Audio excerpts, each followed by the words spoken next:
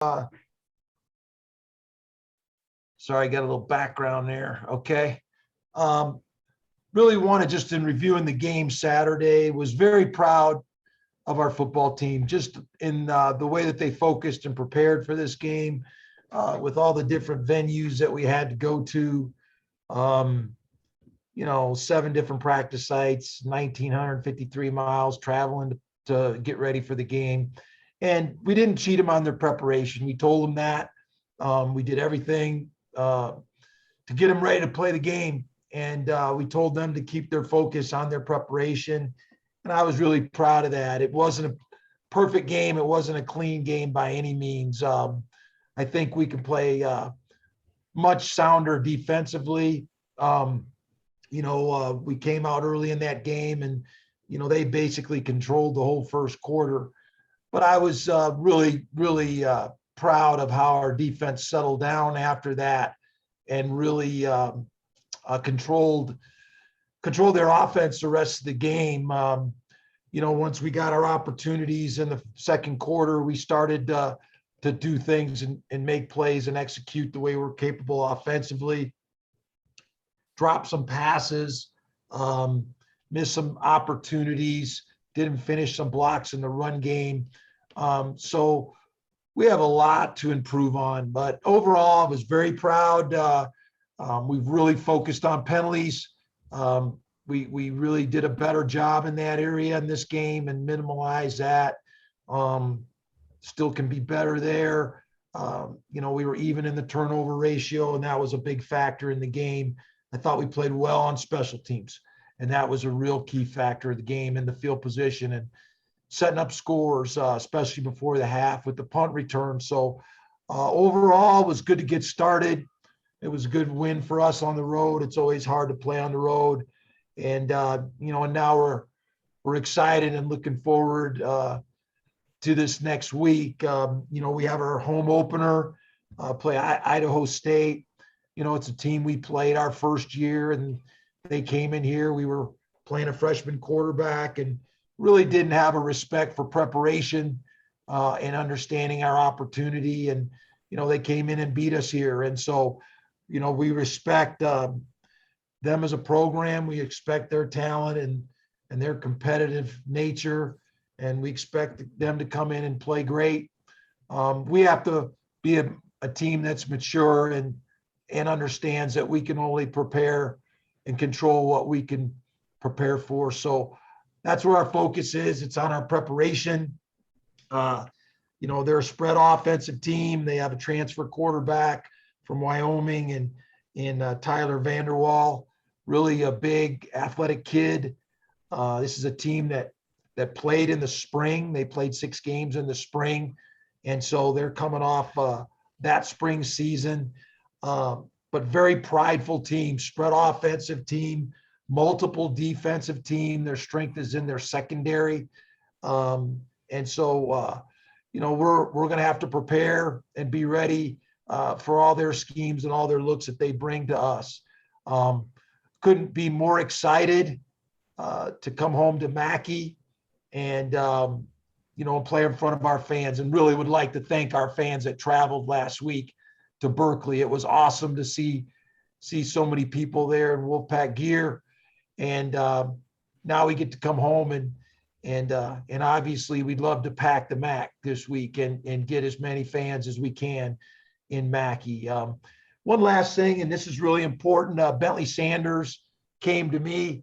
One of the things about this last month, we were really had a chance to spend a lot of time together, and we talked a lot about personal stories and things that are important to us. And Bentley Sanders talked to the team about having a sister that he lost to suicide. And it's very emotional and very personal story. And he asked me and our team if we would participate. September is National Suicide Awareness Month. And we thought it'd be great to bring some attention to that. And so this week, this is actually Bentley's helmet. We're gonna wear. I don't know if you can see it here, but there's a little ribbon there, and on the back of the helmet it says "You are not alone." And we would like to recognize National Suicide Awareness Month, and for people that are struggling, I can't tell you as a head coach how many kids have sat in my office and talked about thinking about taking their life. And it's very humbling. And a lot of people are struggling out there, and we just want them to know that you are not alone. And please support this great organization. And so just want to bring awareness to that. I think it's really important. We deal with so many college kids and young kids going through issues. And I just think it's good for everybody to realize that and recognize that this month. I thank you, Coach. We'll take questions. Coach, going back to Idaho State, it brings me back to last year. I think on one of these Zooms you said, I'm like an elephant, I don't forget. There's also, a couple of guys on the team now that remember that game as well. How instrumental could that be to where, you're not overlooking this team in any way, shape, or form because you, as well as those guys, remember what happened way back when? Yeah, I think our kids are very aware of that game. And I think it's important in knowing your opponent. I mean, and we have respect for every team. I think that's a part of playing the game is that, everybody practices, everybody works hard, everybody prepares for games. And when you come to a game, you have to respect the opponent and you have to prepare with respect. And that's part of being mature, but it's also part of being a good football team.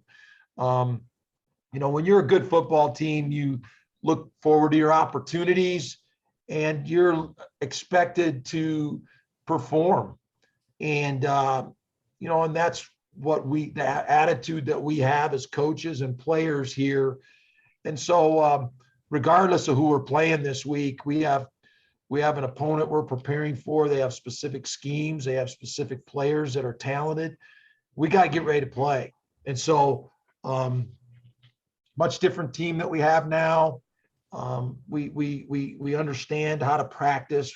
We understand how to prepare. We have to get ready to play every week. And so we want to be looked at and recognized as a good football team. And so that's how we have to respond. So we've talked about it. They're well aware of it. And we had a great day today and we expect to have a really good day tomorrow.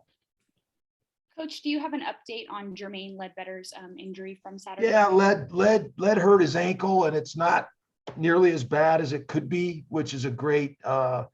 He did not practice today, but we're hoping as the week goes along, he's going to be available to play. You also have an update. We saw Carson limping during the game and on how he's feeling. And yeah, he just got twisted up on one of those sacks, and he's doing fine. He's healthy and, he's probably not quite 100%. But as we go through the week, I think he should be feeling a lot better. So yeah, he's doing fine. He practiced today and he's a little bit sore like most guys after a game, but it's a hard fought physical game Saturday and we had a long bus ride home and so it's kind of a normal Monday. Everybody's working the cobwebs out and getting ready for the week. Coach, do you think it'll be an adjustment playing in front of fans again? Or I don't know, what's your take on that kind of 2-ish years removed? No, I think it's exciting. I think, we got done with warm-ups last week and all of our fans were down in the end zone. We just wanted to recognize them. It's so, I just think we're very appreciative to be able to play in front of fans after last season. And, you can't take things for granted. These things, these games are so few and far between. And in our sport, we only get 12 of these and, and then hopefully postseason. But so every game in football and college football is important. And we're really looking forward to getting back in front of our home fans. And we have a good football team. We didn't get a chance to play in front of our fans a year ago. And we're excited to get back in Mackay and play in front of, our community. Now, the ribbon on the helmet, is that something you're going to wear for the month of September or for the rest of the season? I think we're going to wear it this month for sure. And then we'll talk about it. But I just think I'm really happy that we can do this and recognize this organization and just bring awareness to it. I mean, so many people are struggling, and it's so sad to hear when people feel like they're alone and they're going through problems on their own. And we try to do it as a team. We talk to each other when we're having problems. There's a lot of young kids and a lot of people in general that are going through, issues. And the worst thing in the world that you could think is that you're the only one going through it and that you have nobody to talk to. So I just think I think it's really important. It's a really important subject, and it's something I think we should be aware of, and especially on a college campus around many young people that we have. It's important for us to share that with these guys and let them know that they are not alone. Coach, last year COVID restrictions had an impact on your season. How have the practice and game formats changed this season compared to last year? We're still not out of the pandemic. I mean, the virus is very much a part of our world, and we have to take it seriously. So, we're wearing masks inside during meetings. We're trying to stay social distanced. It's not affecting us as much outdoors, but we're still very mindful of it. I was riding into work today and I was listening to Dallas Cowboys had 9 players that can't play in the game this week. And so it's still very much a problem. And so we have to take it serious and do all we can to protect each other and everybody else from the virus. Coach, how refreshing was it to see Elijah Cooks back out there running around doing what he do? Yeah, it was great to have Cookie back out there. And I tell you, I just been so impressed with his unselfishness. He's doing a great job on special teams. It's just, you just don't see too many all-conference receivers, lining up on punt team, line up on punt return, on, just doing whatever he can to help the football team. And so excited to see him get that touchdown. And, we're just really looking forward to watching him play this year. I think he'll just continue to improve every week. Another player that didn't get to play on Saturday was Gray Davis. Do you have any update on him as well? Yeah, Gray actually played in the ball game, and we're looking for him to be available to play this week as well. Oh, correction. I'm sorry. Andrew Cannon. Yeah, Andrew suffered a knee injury, and he will not be available this week. And we're not quite exactly sure what his status is. He's going to get an MRI on that, and hopefully it won't be serious. It'll be something that he can heal up and be back soon. But he will be unavailable to play this week. And Coach, should the air quality be too poor come this Saturday, do you know if there are at this point any concrete backup plans? I think I'm going to let Doug talk about that. We're just really anxious to be back here in Reno, and we're hopeful that, the air quality will stay under the acceptable levels so we can practice. And obviously we'd love to play on Saturday night here. So, I'll let Doug, talk about all the contingencies and all those things. We have any more questions for Coach? No? All right, Coach, thank you very much. Thank you for your time. Thank you. Thanks, Coach.